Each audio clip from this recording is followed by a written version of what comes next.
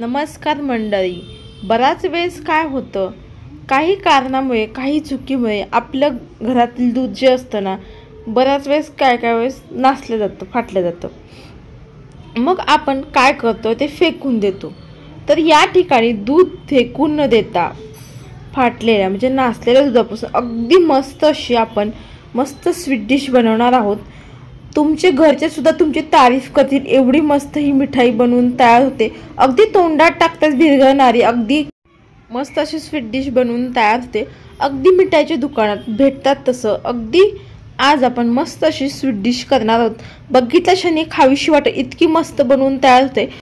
तुम्हाला एक विनंती आहे, वैष्णव रेसिपी चॅनलला प्लीज लाईक करा, शेअर करा, सबस्क्राईब करा. जास्तीत जास्त जणांपर्यंत ही रेसिपी शेअर करा. इंस्टाग्राम आणि फेसबुकवरची देखील तुम्हाला रेसिपी पाहायला मिळते. चला तर मग वेळ न घालवता पटकन रेसिपीला सुरुवात करूयात. तर इथे तुम्हाला दूध नासलेलं दिसत असेल, पण हे दूध आहे ते काय झालं, सकाळी आहे ते दूधवाला 8:30 वाजता ते 9 वाजेपर्यंत दूध देतो. पण तर दूधवाला येत असताना त्याचा टायर पंक्चर झाला गाडीचा आणि दूध आहे ते 10 वाजता आलं. मी गॅसवरती ठेवलं दूध गरम करण्यासाठी, तर दूध हे फाटलं म्हणजे नासलं. तर म्हणलं ह्याचा विचार केला, म्हणलं काय करायचं, ह्याचं हे टाकून तर द्यायचं नाही अजिबात, आपल्याला वेस्ट नाही करायचं, ह्याचं काहीतरी मस्त अशी आपण मिठाई करूयात मी ठरवलं. तर इथे मी दूध आहे ते 1.5 लिटर आहे, हे नासलेलं आहे म्हणजे फाटलेलं आहे. त्याच्यामधलं पूर्ण मी पाणी काढून टाकलेलं आहे. पूर्ण पाणी काढायचं या बाउलमध्ये बघू शकता. आणि हे तुम्ही कणिक मळायला देखील वापरू शकता हे पाणी, किंवा तुम्ही हे झाडांना सुद्धा घालू शकता हे पाणी, म्हणजे टाकून वेस्ट वगैरे देण्यापेक्षा. आता हे पाणी आपण साईडला बाजूला ठेवून देऊयात. तर इथे मी चाळणीवरती पूर्ण हा मी जे दूध नासलेला म्हणजे फाटलेला आहे ना ते काढून घेतलेलं आहे चाळणीवरती. पूर्ण म्हणजे एक्स्ट्रा जे पाणी असतं ते निघून जातं. इथे आपली मलाई देखील बघू शकता एवढी निघलेली आहे 1.5 लिटरमध्ये. तर तुम्हाला जर दूध जर फाटलं नसेल तर तुम्ही दूधसुद्धा फाडून घेऊ शकता व्हिनेगर टाकून दुधामध्ये. मग तुमचं तिथं छान असं पनीर तयार होईल. आज आपण घरच्या घरी असं मस्त अशी कलाकंद करणार आहोत. त्यासाठी इथे मी 1 चमचा तूप टाकलं कढईमध्ये.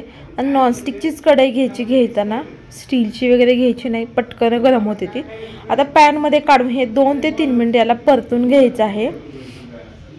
या मिश्रणाला 2 ते 3 मिनिट परतून घेतल्यानंतर ह्याच्यामध्ये टाकणार आहे मी 1 दिवसाची साई घेतलेली आहे. दुधाची साई असते ना ती घेतलेली आहे. ती टाकायची, मस्त अशी आपली मिठाई बनवून तयार होते. फ्लेवर पण खूप छान उतरतो या मिठाईमध्ये कलाकंदच्या. आता ह्याला मिक्स करत घ्यायचं, परतून घ्यायचं. परतून घेतल्यानंतर आता ह्याच्यामध्ये आपण ॲड करणार आहोत साखर. आपली 1 कप मलाई निघलेली होती, तर त्यासाठी इथे मी पाऊण कप साखर घेतलेली आहे. पूर्ण मी टाकलेली आहे साखर. आता ही साखर आहे ती आपल्याला विरघळून घ्यायची. साखर ही 10 मिनिट झालेली आहेत, विरघळलेली आहे. आता या कलाकंदला घट्ट गोळा होईपर्यंत छान आपल्याला याला शिजवून घ्यायचे. आता थोडंसं तुम्हाला सैलसर वाटतंय, ह्याच्यामध्ये आपण आता ॲड करणार आहोत 2 चमचे मिल्क पावडर. 2 चमचे मिल्क पावडर ॲड करायची, म्हणजे टेस्ट पण खूप अगदी छान येते.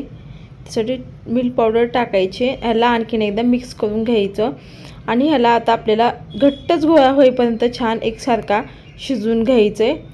बघू शकता एक अगदी 5 ते 10 मिनिटानंतर ह्याचा घट्ट गोळा होऊ लागलेला आहे. बघू शकताय तुम्ही अगदी रवासुद्धा टेक्स्चर आलेला आहे.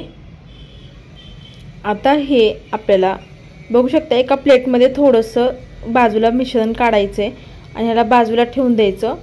म्हणजे चेक करायचं ह्याचा गोळा होतो आहे का नाही त्याच्याकरता. म्हणजे गोळी जर झाली तर ह्याचा आपला कलाकंदसुद्धा छान परफेक्ट होतो. मग आता ह्याला घट्टसुद्धा गोळा झालेला आहे. बघू शकताय तूप देखील सुटायला लागलेलं आहे. इथे बघू शकता, तुम्हाला तर दाखवते. बघू शकता अगदी गोळा झालेला आहे लाडूप्रमाणे. म्हणजे आपल्या इथं परफेक्ट असं मिश्रण देखील तयार झालेलं आहे कलाकंद सेट होण्यासाठी. इथे आपलं मिश्रण देखील शिजून झालेलं आहे. ज्यामध्ये वेलची पूड टाकलेले आहे, 3 वेलची पूड कुटून. शूटिंग आहे ते राहून गेलं.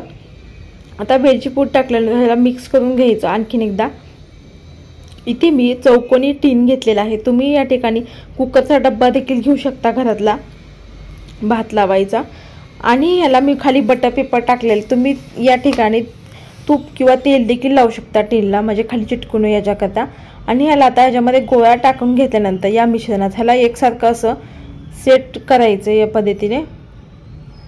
आता याला आपल्याला इथे ड्रायफ्रूट टाकते मी, काजू बदाम पिस्तेचे बारीक असे चॉप करून घेतलेले आहेत, कट करून ते टाकायचं, म्हणजे आपली मस्त असा कलाकंद दिसतो.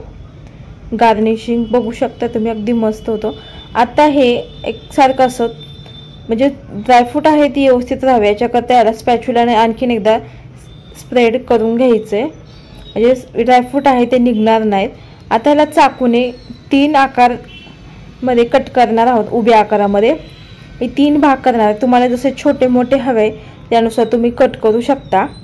आता आडव्या आकारामध्ये झाला तर उभ्या आकारामध्ये करून घ्यायचे आपल्याला टिकमार. दोन्ही बाजूने आता आपल्याला कट करून घ्यायचं. कट झाल्यानंतर इथे मी घेतलेला आहे चांदीचा वर्क घेतलेला आहे, तो आपल्याला या पद्धतीने लावून घ्यायचा आहे. चांदीचं वर्क नसेल तर चालू शकेल, पण चांदीचं वर्क लावल्यामुळे एक छान असे दिसतं आणि मस्त आपण हलवाई स्टाईलमध्ये जसा मिळतो ना आपल्याला कलाकार, अगदी परफेक्ट तसा दिसतो. आणि याला आता आपल्याला सेट होण्यासाठी आपल्याला फ्रीजमध्ये ठेवलेलं होतं मी 10 मिनिट, किंवा ते तुम्ही रूम टेम्परेचरवरती पण ठेवू शकता, पण मला लवकर हवं होतं त्याच्याकरता मी फ्रीजमध्ये 10 मिनिट ठेवलं. इथे बघू शकता, इथे आपला मस्त असा दाणेदार अगदी हलवाई स्टाईल, इथे आपला अगदी फाटलेल्या दुधापासून मस्त असा कलाकंद देखील बनवून तयार झालेला आहे. बघू शकता तुम्ही, अगदी मस्त बनवून तयार होतो. अगदी घरातल्या 2 ते 3 साहित्यापासून अगदी उपलब्ध साहित्यामध्ये हा बनवून तयार होतो.